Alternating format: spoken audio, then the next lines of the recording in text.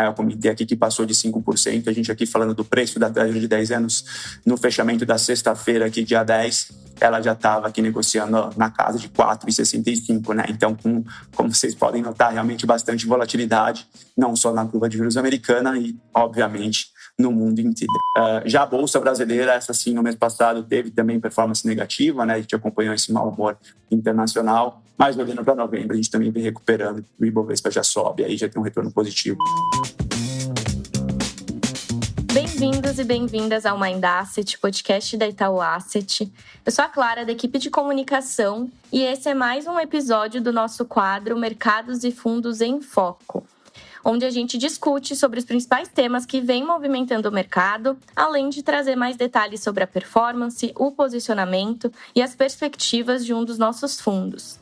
E como sempre, eu conto com a presença do Thiago Morgado, que é Portfolio Specialist aqui na Itaú Asset. Tudo bem, Thiago? Seja bem-vindo novamente a mais um mês por aqui. Oi, Clara, tudo bom?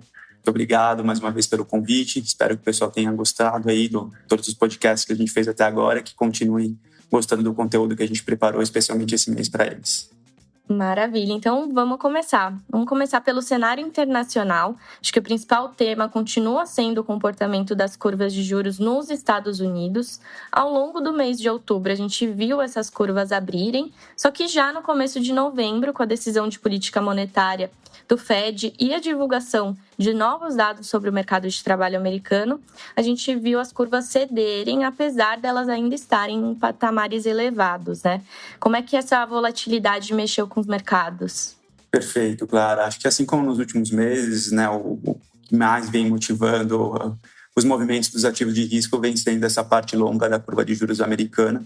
No mês passado, ela abriu bastante, né, até olhando para os juros lá de 10 anos, né, que é o que todo mundo acaba falando, superou 5%, o valor não visto desde 2007, então, obviamente, isso ajuda ali a corroborar um cenário de um pouco mais de aversão a risco.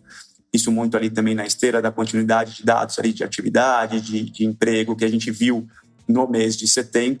E quando a gente vem aqui, entra no mês de novembro, a gente, né, teve tanto aqui os dados de emprego norte-americano mostrando um pouco de arrefecimento, que corroboram, né, um pouco mais desse sentimento de que talvez a economia norte-americana esteja caminhando para uma desaceleração um pouco mais compatível para a inflação seguir para a meta, que é o que o Banco Central norte-americano precisa.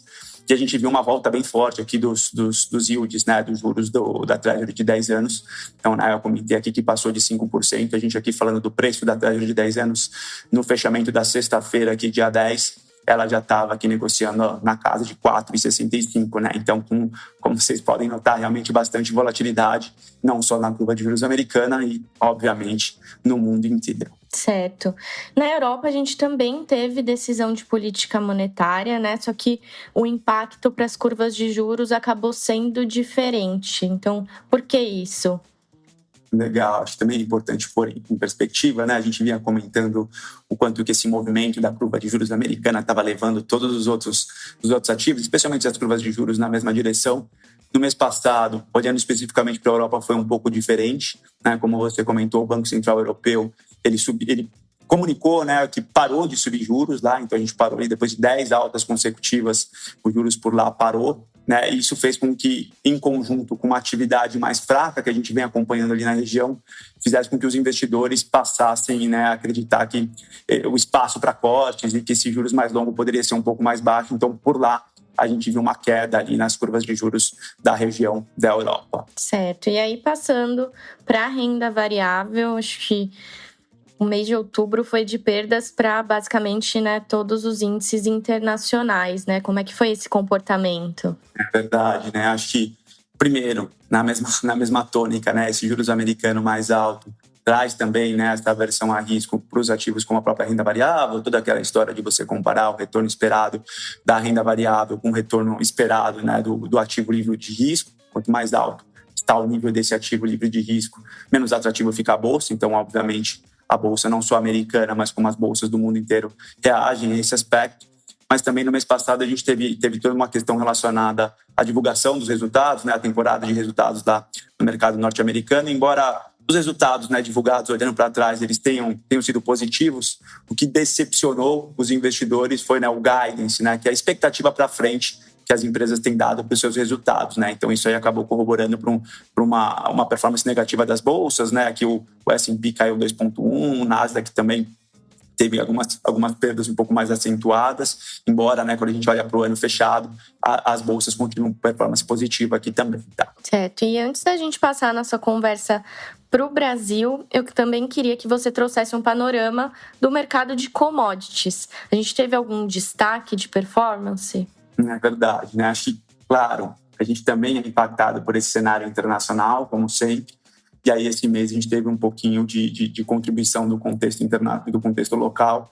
E aí, sobretudo, essa discussão com relação ao cumprimento da meta fiscal, né? Isso trouxe um pouco mais de aversão a risco para os investidores, especialmente na parte mais longa da curva de juros, né? Essas discussões de fiscal batem bastante sobre isso. E também aí fizeram, se a gente olhar a parte um pouco mais curta, falando de curva de juros, né? Fizeram com que o mercado tirasse boa parte da expectativa de queda da taxa Selic, né? O mercado precificou ali uma taxa terminal ao redor de 10,75 no fim desse ciclo de queda de juros.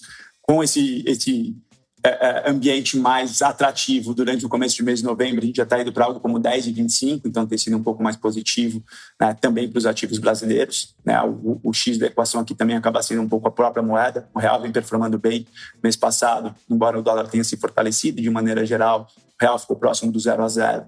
E esse mês aí a moeda também vem performando bem, então isso ajuda aos agentes de mercado a tirarem um pouco ali desse prêmio de risco de política monetária. Então a gente vem acompanhando o fechamento da curva de juros brasileira, olhando para novembro especificamente. Já a Bolsa Brasileira, essa sim, no mês passado teve também performance negativa, né? A gente acompanhou esse mau humor internacional, mas olhando para novembro a gente também vem recuperando, o Ibovespa já sobe, aí já tem um retorno positivo no mês por enquanto. E passando agora finalmente, né, para o nosso lado local, acho que o principal tema de Brasil foi o fiscal, que obviamente impacta aí na percepção de risco dos ativos locais. Como é que o mercado local se comportou diante desses desafios? Legal, Clara. Acho que, claro, é sempre importante a gente abordar também o mercado de commodities. Nossos gestores exploram bastante as oportunidades que esses ativos acabam trazendo para a gente. E aí, acho que olhando aqui um pouquinho o que aconteceu no mês de outubro, acho que não tem como a gente não mencionar também aqui o início do conflito, né, entre Israel e o Hamas, que obviamente, né, fora toda a parte triste relacionada aqui à questão de vítimas, né, a questão humanitária que o conflito acaba trazendo, também traz impacto para os ativos de risco. O ouro teve um mês de bastante valorização aí durante outubro, né? A gente sabe que nesses momentos de um pouco mais de aversão a risco, sobretudo por conta de conflitos aqui geopolíticos, a commodity tende a performar bem e não foi diferente. E os investidores ficaram com bastante atenção também para as questões relacionadas ao petróleo. Embora Israel efetivamente não seja, né, relevante do ponto de vista de produção do petróleo, né, a região ali em que ela está, né, em que o país está envolvido ali, esse sim tem grande reflexo e grande impacto no preço da commodity. Então, né, os investidores olhando com bastante atenção se haveria uma escalada ali na região com relação ao conflito, mas o petróleo ali acabou tendo uma performance até negativa durante o período. Então, acho que os investidores bastante atentos com relação a todo o desenvolvimento, mas sem nenhum tipo de impacto relevante para a commodity especificamente aqui. Certo, Thiago. Então, agora, partindo para a segunda parte da nossa conversa, né, o fundo em destaque desse mês é o Itaú Privilege, que é um fundo de liquidez diária com estratégia de baixo risco que busca acompanhar as variações do CDI, podendo investir até 50% do patrimônio em títulos de crédito privado de baixo risco. Para o fundo, outubro foi um mês em que o Privilege atingiu um retorno superior ao CDI, certo? Certo, o fundo performou muito bem aqui em outubro. Na verdade, acho que vem performando muito bem nesses últimos meses.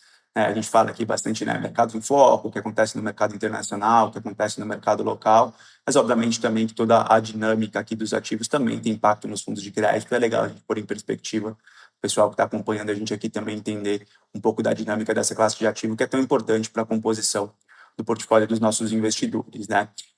O fundo vem entregando essa performance positiva, né, sobretudo aí no mês passado, muito por conta, né, do fechamento dos spreads de crédito, e esse fechamento ele vem muito por conta também do fluxo da indústria, né? A gente observou aí no mês passado uma forte captação nesses fundos de crédito, mais de 20 bilhões de reais, e isso, né, é um aspecto bem relevante, tanto para a estabilidade desses yields de crédito, né, então que ajudam aqui, corroboram uma performance positiva para esse tipo de fundo, como também até para uma expectativa de fechamento desses prêmios, né, de compressão que tendem ali a fazer com que o fundo continue com uma perspectiva bem positiva de performance à frente. Certo, e aí eu já vou pegar o gancho aqui na minha última pergunta, né? Como a gente olha à frente, né? Como é que a gestão enxerga essas oportunidades no mercado?